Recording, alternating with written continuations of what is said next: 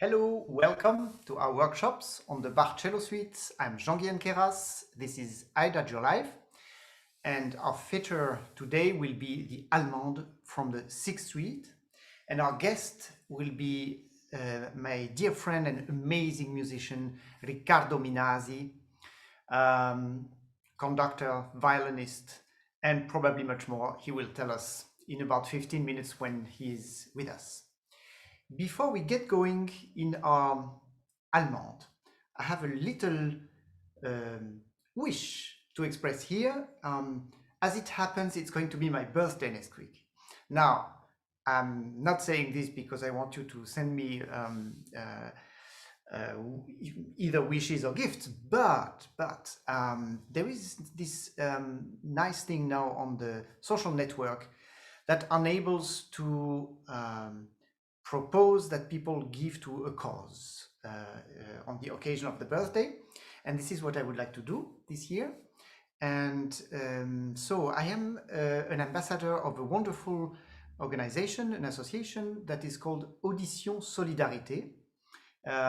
It's a French association, but that goes around the world to help with, to help with any issue that has to do with audition, with hearing. So helping handicapped children or adults who have hearing problems, but also working a lot on prevention everywhere in France, but in many countries. They go also in conservatories or things like this to alert, to say, be careful, this is how an ear works, and this is something you will need all your life. So they sort of give us tools on how to deal with it and not to damage it on the long term. Also for professional musicians, by the way. They have been going to orchestras and things like this. So, and this is a wonderful association, and I will put tonight the links on my social network and on my website so that you will be able, if you wish, to give to this association something on the occasion of my birthday. Thank you very much in advance. Now, back to our topic. After this very dynamic prelude, full of life, full of energy, with this ternary rhythm that we talked about last week, Bach is giving us a wonderful moment of peace, I would say. And he does this with an Allemande, which is quite a slow Allemande. As a matter of fact, if you remember, Chris Bezuidenhout was our guest for the Allemande of the Fifth Suite, and he said that for him, both the Allemande of the Fifth and of the Sixth Suite are clearly grave Allemandes, so Allemandes that need to have a lot of time to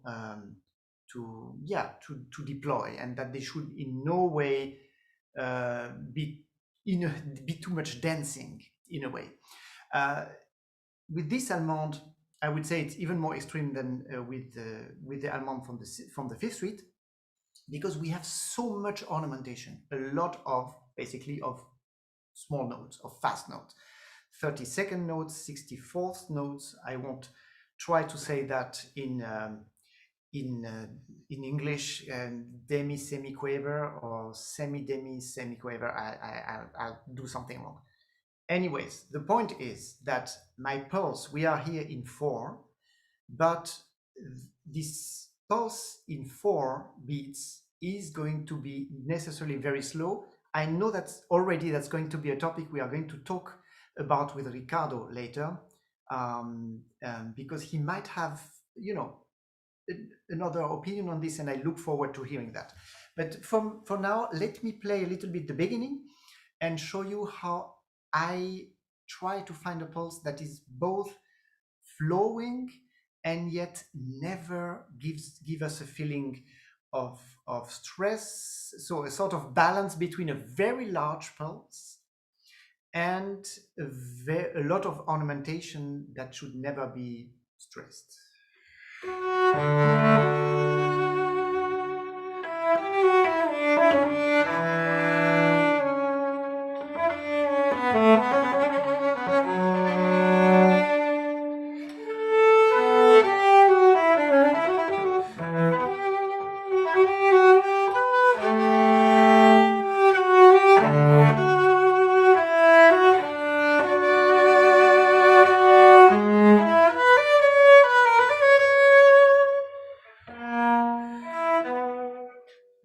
I will stop here for now. So our pulse in the tempo in which I play it is this: 1, 2, 3, 4.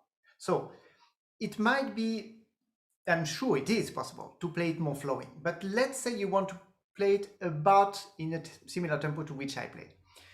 Obviously, to feel, you know, I've been insisting on all these past episodes how we have to find, even if this music is not, the purpose of this music is not to make people dance, we have to have in us the feeling, the physical feeling of a pulse that can be danced. And this pulse, 1, 2, 3, 4, is hardly something that we can physically relate to. It's already on the verge of being close to abstraction. Now, I think, and also on this point, I will ask Riccardo how he sees that. But I think there is no contradiction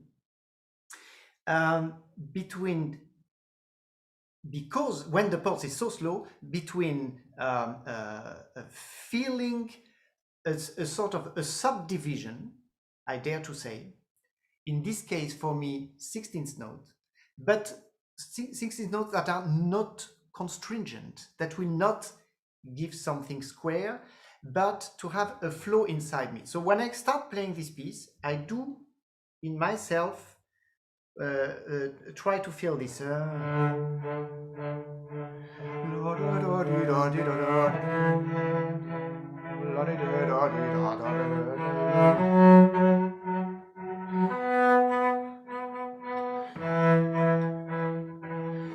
So to have something very calm that just flows.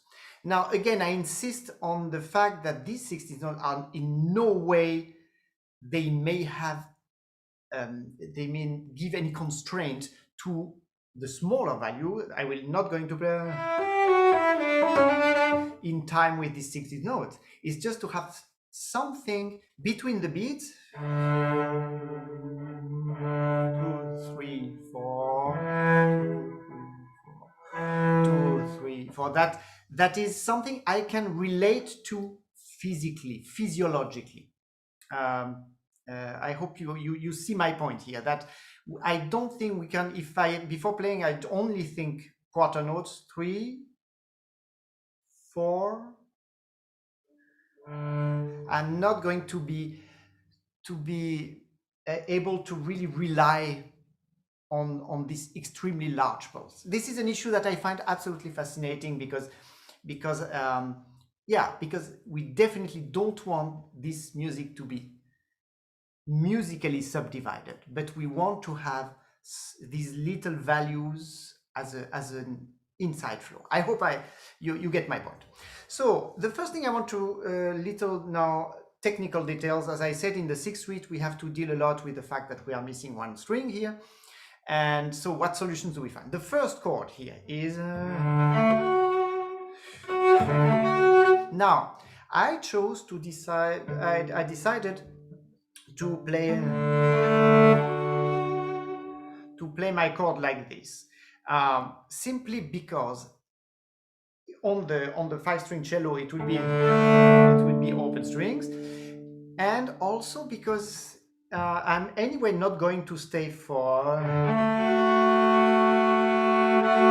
with this with the middle voice for very long. This is what Anno Bales taught us. Don't stay for ages on the middle voice, because what's more important is actually obviously my bass line. Please bear with me. I have a little technical issue here because I just received a call. So I hope this will not happen again. I'm sorry about the interruption. So in order to have the D, the bass line, ring for longer, then I don't know if you hear it through the technical, through Zoom, but the D is still ringing for a while. So which is nice because then it stays until I play the ear.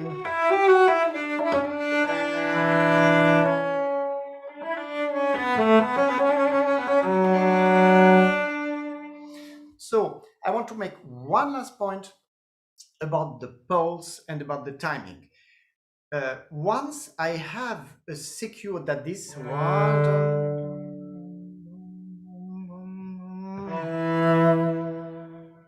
and then in the second bar,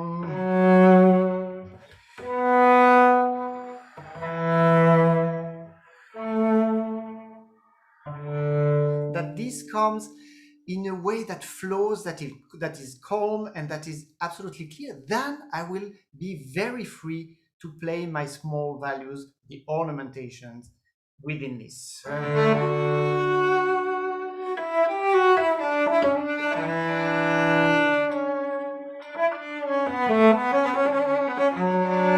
By the way, here make sure that the trill, for example, doesn't slow you down.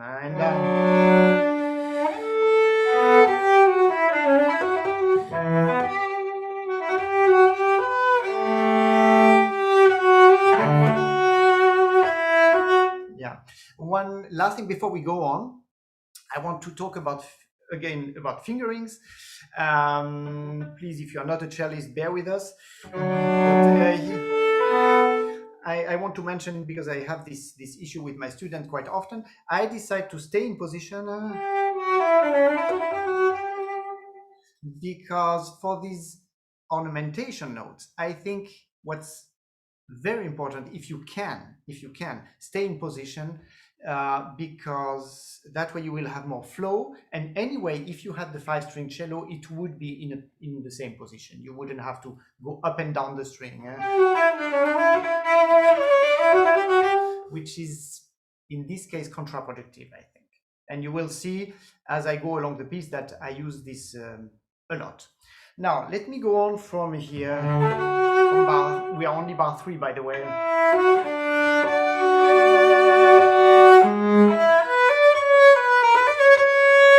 So after opening to a new register, you know, the beautiful register up there, Bach answers with the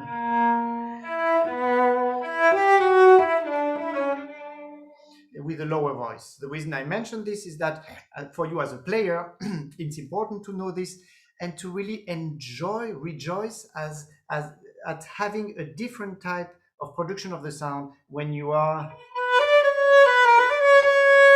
in your soprano and when you are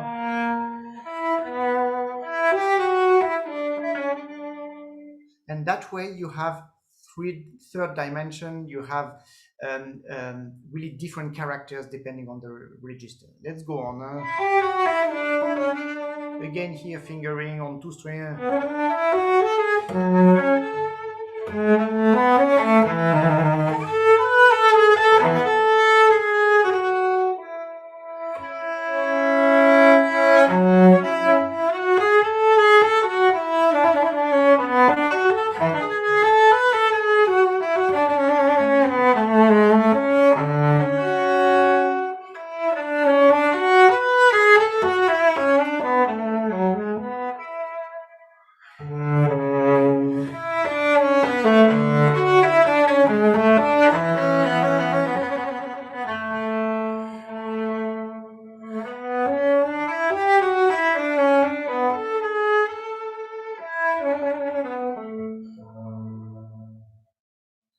Now I wanted to play a little bit a longer beat before talking, just to give a sense of how the phrases are constructed. If you notice from here, one thing that is important to know after this, here you have a beautiful sequence, a circle of fifths starting in the bass.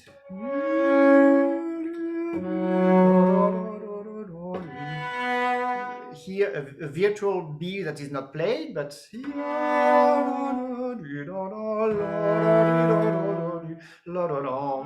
again an A that is not played, but that is there.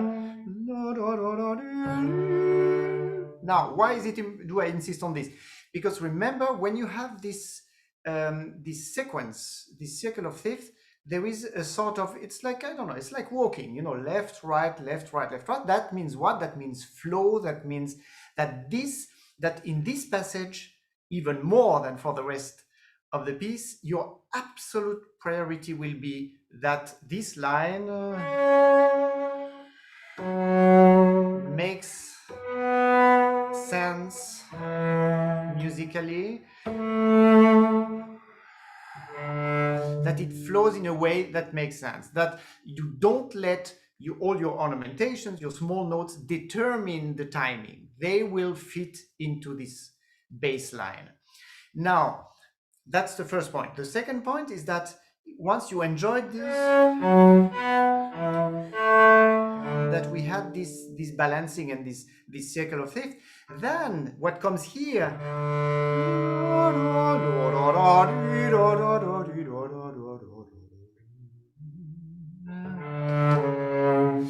is becomes even more of a beautiful improvisation, if you want. It's the moment for sure where the bass line says, okay, now dear soprano, dear ornaments, it's your turn here, you are free. And that means for us players, make sure that you don't insist on the beats in this passage, because it's not, we don't have anymore a bass that moves, but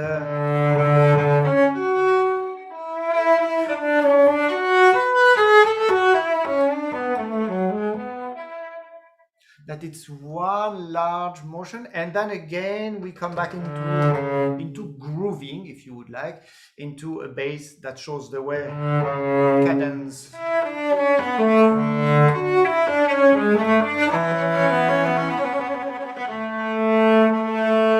And now this last bar, such a beautiful ornamentation.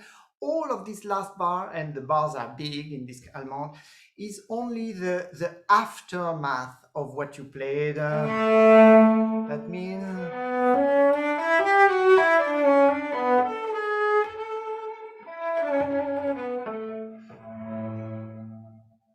let it sort of just unfold.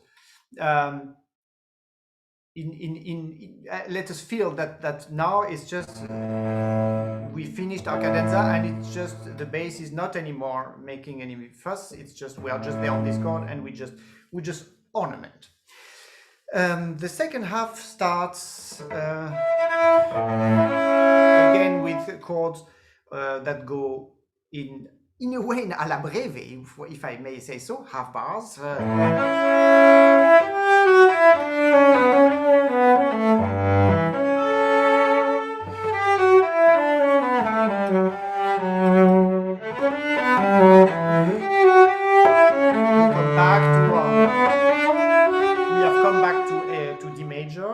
To our key, and now a sort of defining moment in the piece where with this C, the lowest note on the cello, where Bach puts everything into question. Now it could stop there and we make just a sort of modulation to G, which seems to be the case at first, and then again, in this G chord the bass makes a little improvisation, but then comes something so unexpected that it sort of puts in question everything we have done so far. So, and the genius here is that Bach starts this whole passage, existential passage, by this C, but then we realize, okay, we are anyway deep down there, but this actually we have to octaviate because we cannot go further down, but actually our bass line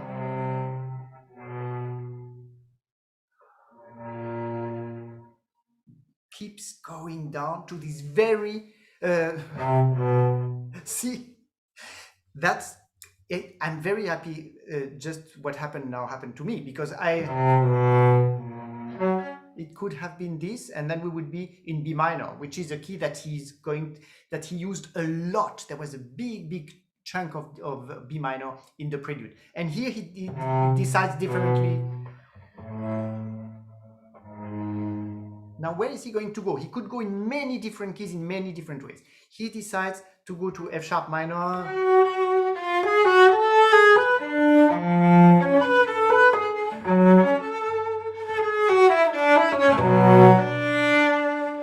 And then here we could have a cadenza in F sharp minor before going somewhere else. He wants to stay longer in this world of F sharp minor, and in order to do this, he will again surprise us with the Napolitan in F sharp minor.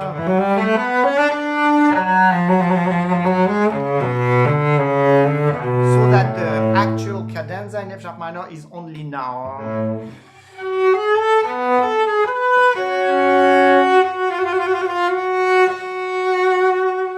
Now that was quite, I find, very singing, very lyrical, quite emotional, but he wants to go even further from there, which is one of the most beautiful moments for me in this Allemande, so touching.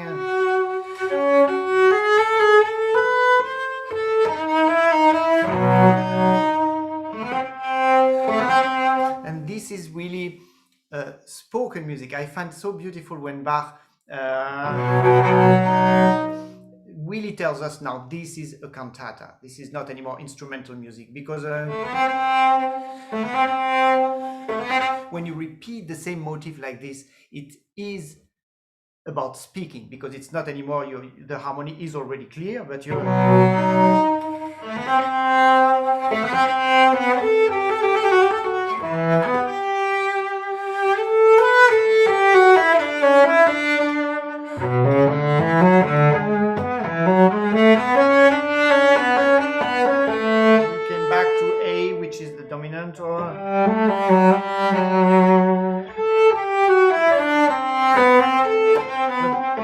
little passage through E minor.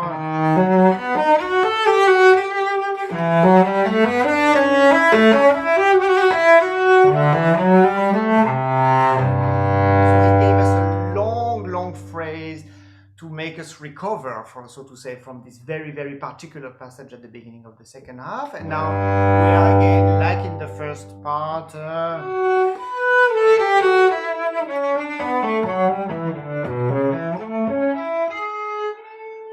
sort of improvisation on the bass note, and now we are going to have our cadenza.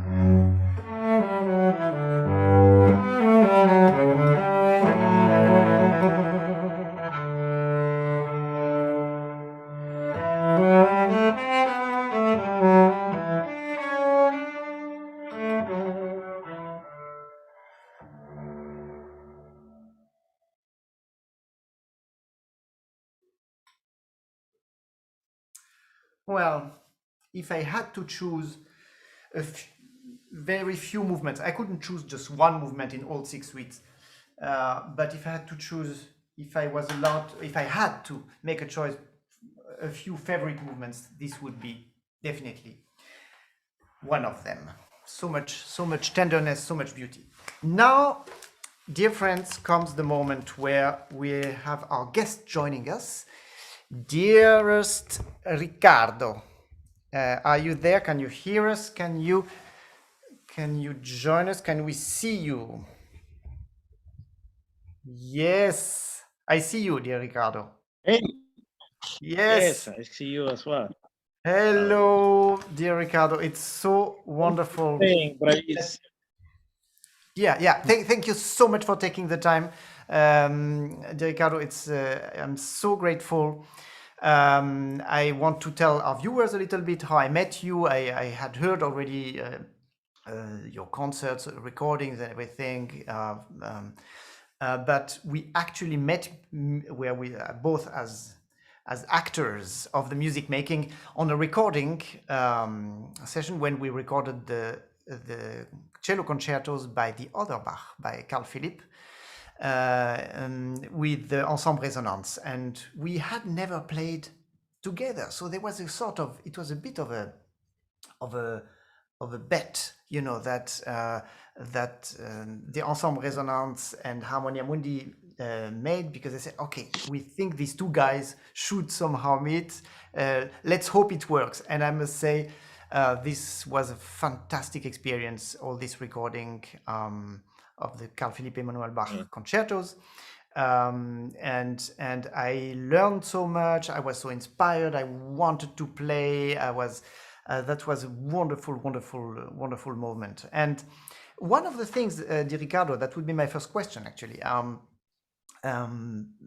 We will come to the tempi, but I have a first question about, in general, ornamentation in suites like this, in this kind of writing, in the cello suites. So somebody like Anna Belsma was absolutely against any extra ornamentation in the suites, and he took as a proof of his conviction, of his theory, that he said, well, when Bach wants ornamentation, he does write it, like in the Allemande of the Sixth. So this movement is obviously a super ornamented, very slow harmonic process.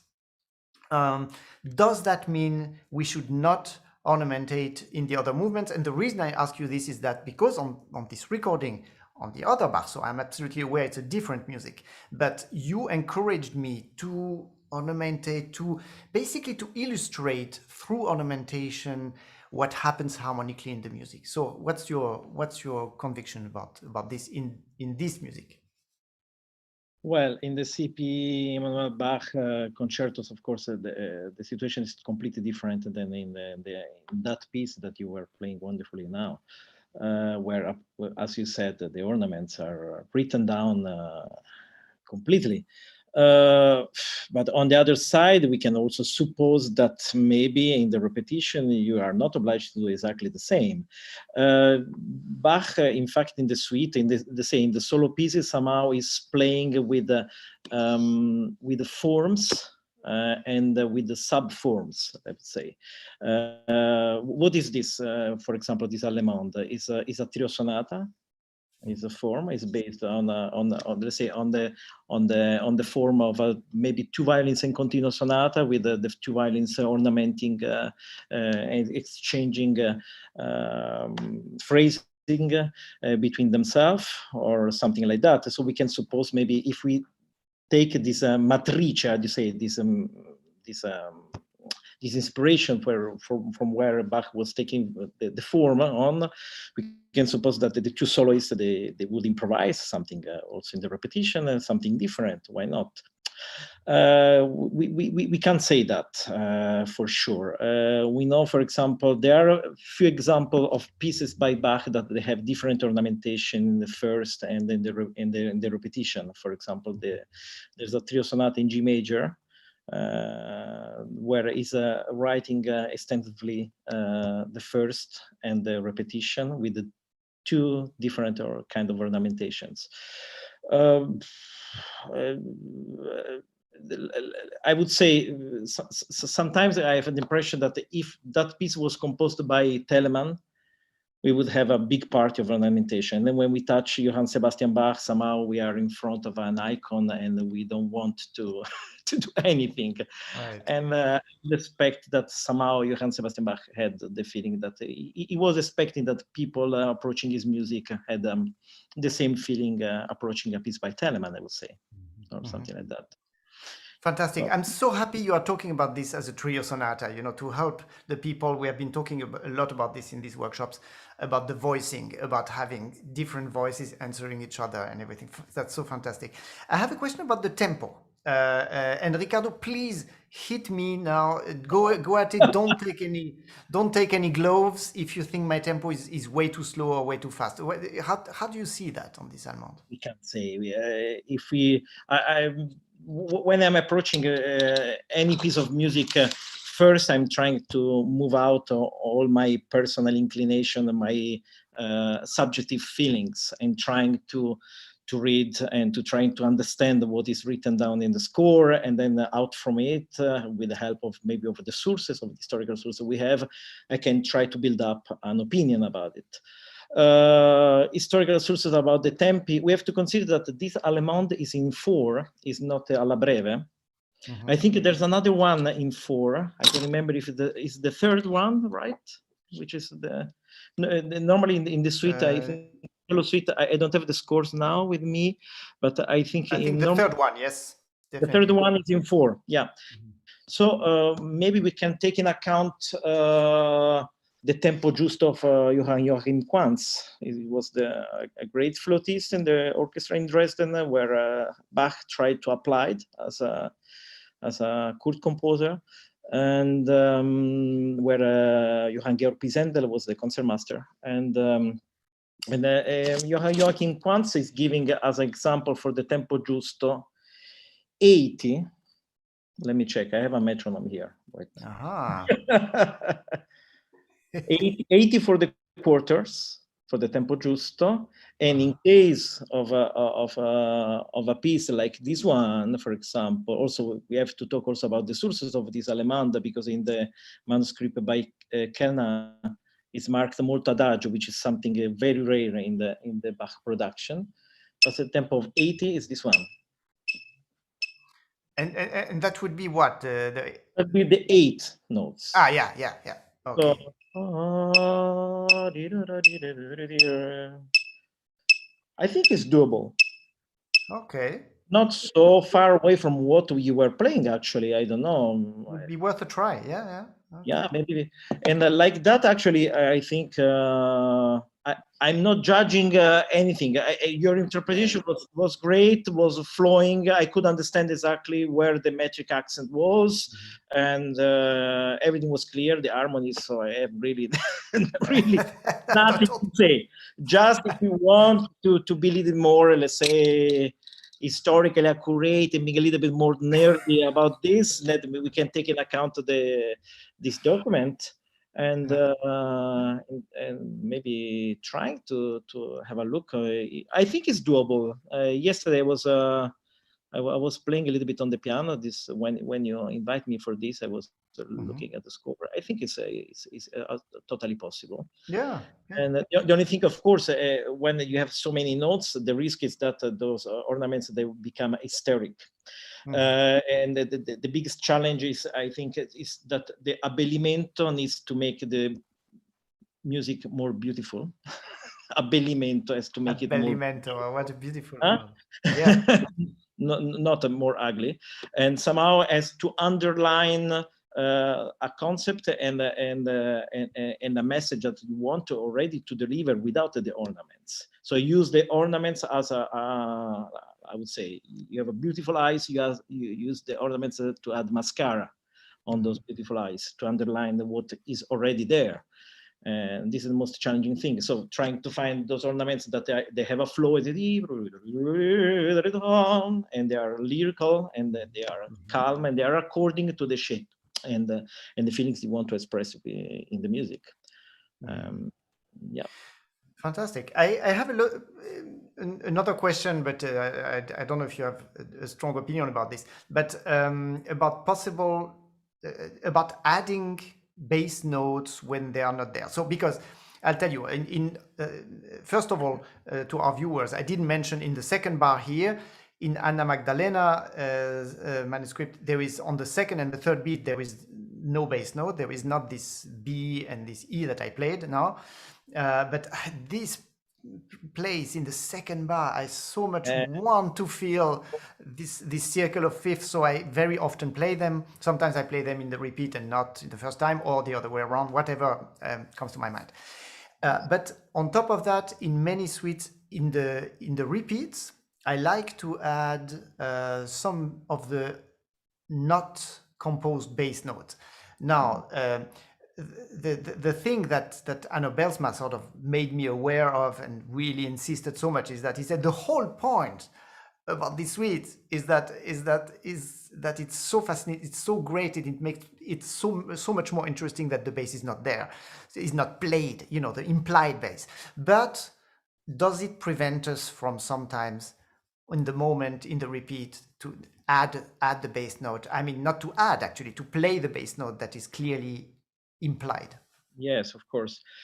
Well, again, I don't have a strong opinion. I'm trying to be, let's say, looking at other examples made by Bach himself.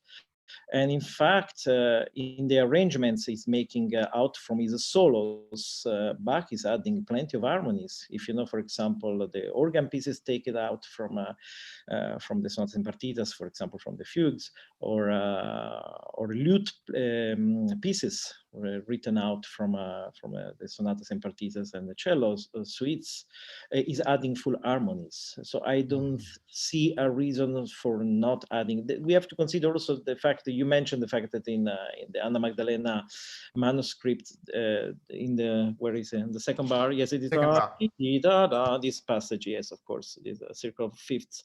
The two notes or three notes are missing, but in the Kellner manuscript are there. There's a lot of debates about the sources from where Anna Magdalena and Kellner and other two anonymous, they took out the transcription of their own versions.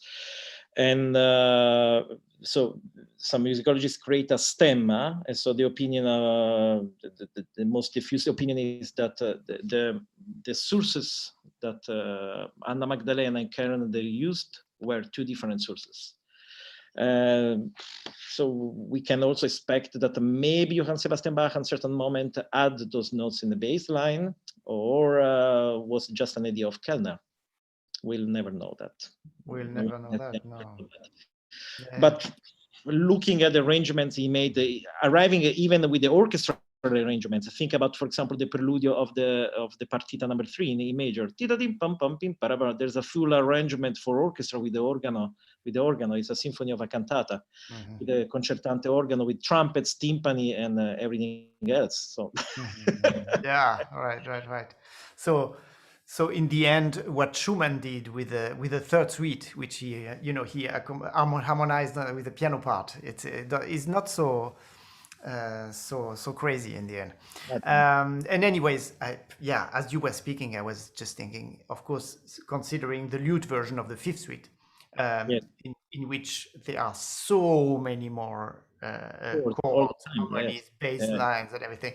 So it basically it answers itself. I get to the point of Anna Bisma, of course, that let's say is playing the incredible idea about those very archaic form of the suite for, let's say, a new instrument. Why he didn't wrote those suites for viola da gamba. He had many examples of suites in the French tradition, no, by Forqueray, Marais, etc. No, and for a new instrument like the cello, and so he's playing with the influences and the contamination of forms, and so having even this illusion of a bass line that you can guess, but is not really there.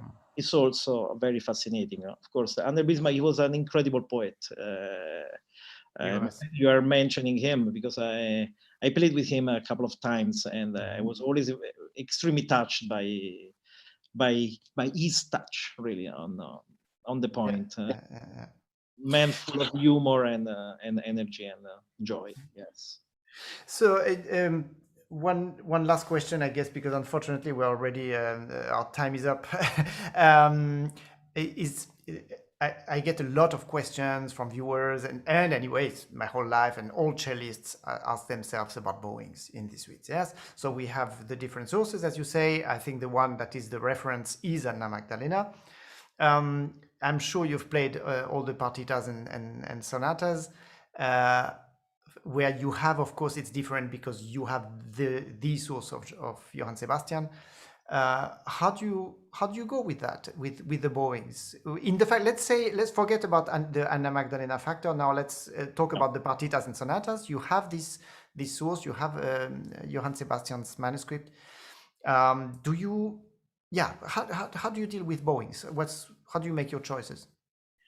But again, here we don't have any sources. I watch, I don't know how many example of material that was in use at the time. I couldn't find a single trace of a bowing, except maybe on on the material used by John Smith. I'm not inventing. John Smith he was the assistant of Handel in Hamburg. He built up, I think, something like 15 opera production for him, and he had here and there few slurs. For example, when there are passages like tam paradararadam paradararadam, stuff like that, is always binding the first two notes, the first two tim tia taradaradam tia taradaradam, and this is a very interesting source for the time.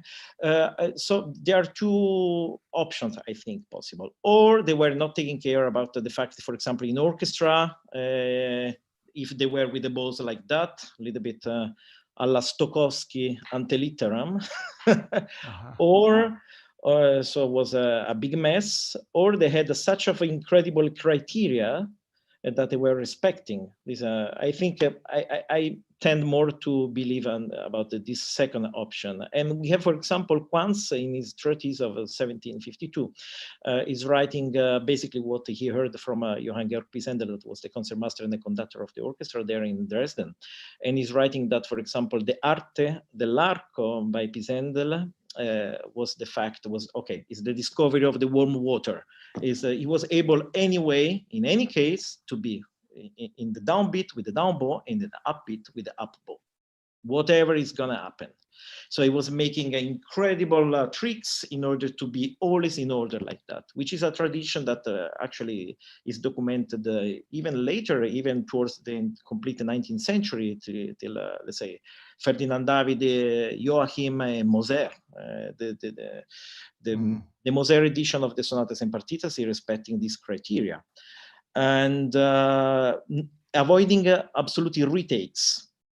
And the question is, for example, talking about subforms, okay, it's a really big discussion. Just to reduce in 30 seconds of discussion, if you think about the syllabation, when you have a sort of a, let's say, syllabazione piana, we call it in Italy, like casa, banana, pianoforte, so the baba, or you have something like that. When you have the syllabation, the last syllable tronca, like virtù, caffè, Queyras, and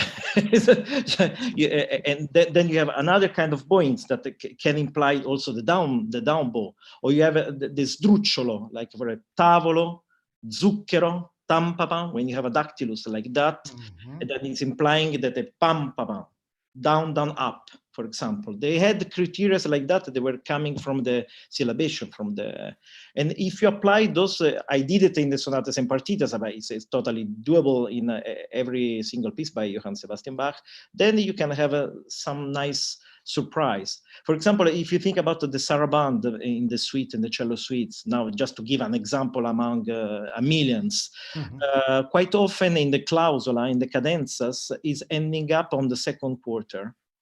So yam pam pa pam pam pa pam pam. You have no sorry, I'm singing. I don't know what, but quite often on the second beat. While the tradition of the sarabande is, in the French tradition, is very often the clausola, the closing notes, is on the third beat. Very often it's like that. And for sure, the retakes that we see many times, I don't know if you do it actually, but I think it's incorrect. I don't know myself. I will give an example. Something like that. For sure, is something that I believe they were not using. So the cadential conclusion for sure was on the up bow. Okay. And yeah. Wow. So just trying to be able to read. The other problem is reading the Anna Maddalena manuscript. It's true that also she had such an incredible similarity of the calligraphy to Johann Sebastian. Yeah. It's like the photocopy. It's incredible, but she's really much less precise. Where the slur, for example, is starting or is getting out. But one criteria, for example, that is not adopted by who made the transcription so far of the editions of these 12 masterpieces is the fact that Johann Sebastian Bach is never writing the slur on the on the line of connection of notes of a value that is less of a crotchet. He's always writing the slur on the notes. If you see all the manuscript by Bach, I'm hearing so often, for example, think about the Ciaccona. There's always this 1 3 1 3 in the third bar, no? Okay. Which is something absolutely incorrect, because simply on the first of these 4 notes there's a chord, and there's basically just not the space to write the slur that is including the 4 notes. So Bach is writing a slur that is including only 3 notes, but it is intended to be read as 4 notes in total. Slurred. Wow. So, Okay. or even more correct, first beat. Wow. Okay. It is something that you should adopt. Also, reading Anna Magdalena, that sometimes has this slurred. Yeah. Fantastic. Look, I could listen to you for hours. I'm so happy you brought this language thing, that it all derives from the language, and whichever whichever we choose. But yeah, Noam Chomsky would have been very happy to hear this. to hear this. Maybe he is. Okay. Thank you so much, dear Riccardo, for your time and for all of this. And thank you, everybody. I am not sure whether I see you next week or the week after, because I might be busy next week. But anyways, I will post on the social media, and we will talk for sure next time about the courant from the 6th beat. Thank you. Bye bye.